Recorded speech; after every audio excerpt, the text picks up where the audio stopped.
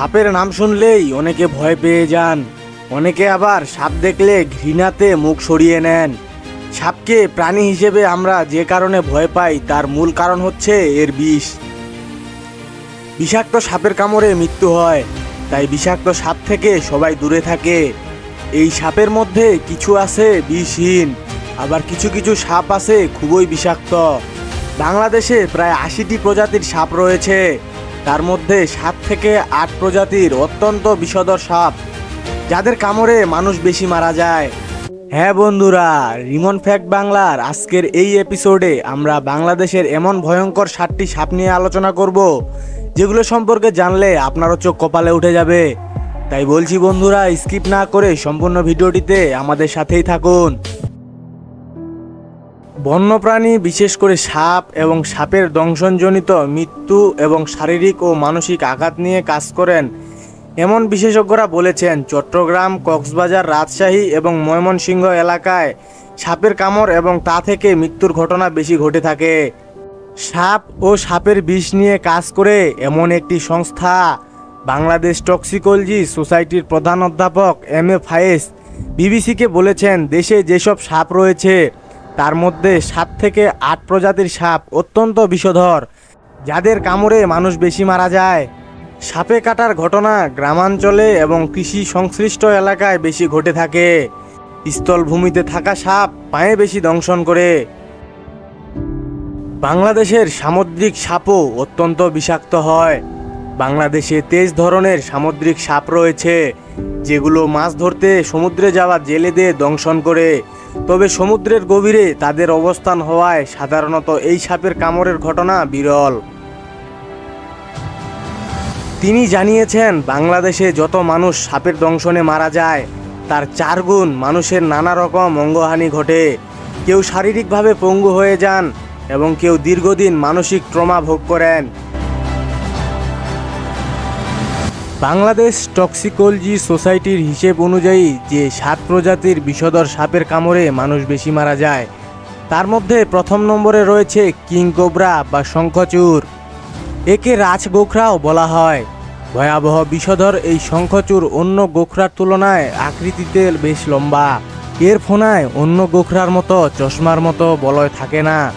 শঙ্খচূড় Bangladesh, Bhutan, Burma, Cambodia, চীন, Bharat, Indonesia, Nepal, Philippines, Singapore, Thailand এসব দেশে বেশি দেখা যায়। এই সাপ ঘন জঙ্গল ও পাহাড়ি এলাকায় থাকতে বেশি পছন্দ করে। বাংলাদেশের মধ্যে 2 নম্বরে যে বিষাক্ত সাপটি রয়েছে তার নাম হচ্ছে ক্রেট বা শঙ্খিনী। এই সাপকে শঙ্খিনী এবং শাখিনী সাপ নামেও ডাকা হয়। পৃথিবীতে ক্রেট বা শঙ্খিনী জাতের সাপের মোট 8টি প্রজাতি রয়েছে, এর মধ্যে 5টি প্রজাতি বাংলাদেশে পাওয়া যায়। এই ক্রেট জাতের সাপকে স্থানীয়ভাবে কেউটেও বলা হয়। এ সাপ বাড়ির আশপাশে বা লোকরির মধ্যে শুকনো জায়গায় থাকতে পছন্দ করে।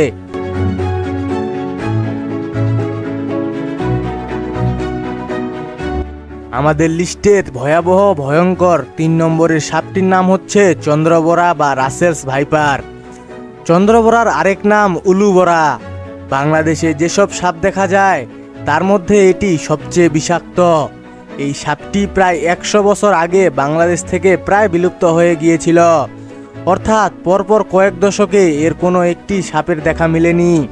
কিন্তু গত 10 থেকে 12 বছর আগে থেকে আবার এই সাপের দংশনের ঘটনা ঘটার প্রমাণ দেখা যায়। টক্সিকোলজি সোসাইটির অধ্যাপক ফায়েজ বলেছিলেন, প্রথমে রাজশাহী অঞ্চলে এই সাপের অস্তিত্বের প্রমাণ মিললেও এখন এই সাপ বেড়ে ক্রমে ফরিদপুর অঞ্চল পর্যন্ত দেখা যাচ্ছে। কিন্তু এই সাপ হঠাৎ করে কেন আর কিভাবে ফেরত এসেছে তা নিয়ে এখন বাংলাদেশে গবেষণা চলছে। এই সাপে কাটলে স্নায়ু অবশ হয়ে আসে এবং রক্ত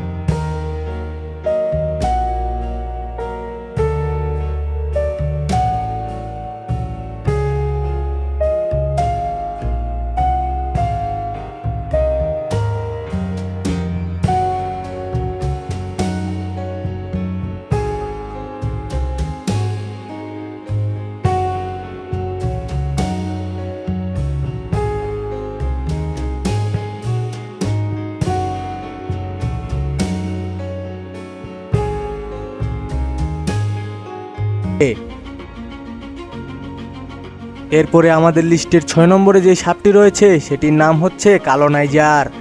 এটিও শঙ্খিনী জাতের সাপ এবং বাংলাদেশে প্রচুর সংখ্যায় রয়েছে এই সাপ। এটি চট্টগ্রাম ও সিলেটের পাহাড়ি অঞ্চল, নোয়াখালী এবং সুন্দরবন অঞ্চলে দেখা যায় বেশি। বন্ধুরা, এরপরে আমাদের লিস্টের শেষের যেই সাপটি রয়েছে সেটির নাম হচ্ছে নায়া কাউচিয়া। নাম শুনে একটু অবাক হয়ে যাবেন, কিন্তু বন্ধুরা এটি একটি ভয়াবহ বিষধর সাপ। এটিও গোখরা প্রজাতির সাপ। স্থানীয়ভাবে একে জাতি সাপ বা জাত সাপও বলা হয়ে থাকে। এই সাপটিকে জৌরা নামেও ডাকা হয়। এ সাপ ফোনা তোলে। এটি মূলত দেশের পূর্ব অংশ অর্থাৎ সিলেট, নোয়াখালী এলাকায় বেশি দেখা যায়। দেশে যত সর্প দংশনের ঘটনা ঘটে এর কামড়েই সর্বোচ্চ ঘটে থাকে। তো বন্ধুরা, এই ছিল আমাদের রিমন ফ্যাক্ট বাংলা ইউটিউব চ্যানেলের আজকের ভিডিও। আজকের ভিডিওতে আমরা বাংলাদেশের ভয়াবহ 7টি বিষধর সাপ নিয়ে আলোচনা করেছি। বন্ধুরা, ভিডিওটি আপনাদের কাছে কেমন লেগেছে তা অবশ্যই কমেন্টের মাধ্যমে জানিয়ে দিবেন। আর ভিডিওটি যদি আপনাদের কাছে একটু হলেও ভালো লেগে থাকে তাহলে অবশ্যই আমাদের এই ভিডিওটিতে একটি লাইক করবেন। আর ভিডিওটির শেষে আপনাদের কাছে একটি অনুরোধ থাকবে, আপনি যদি আমাদের এই ইউটিউব চ্যানেল রিমন ফ্যাক্ট বাংলাতে নতুন হয়ে থাকেন তাহলে অবশ্যই আমাদের এই চ্যানেলটিকে সাবস্ক্রাইব করবেন। তো বন্ধুরা, আজকে এই পর্যন্তই বিদায় নিচ্ছি। আল্লাহ হাফেজ।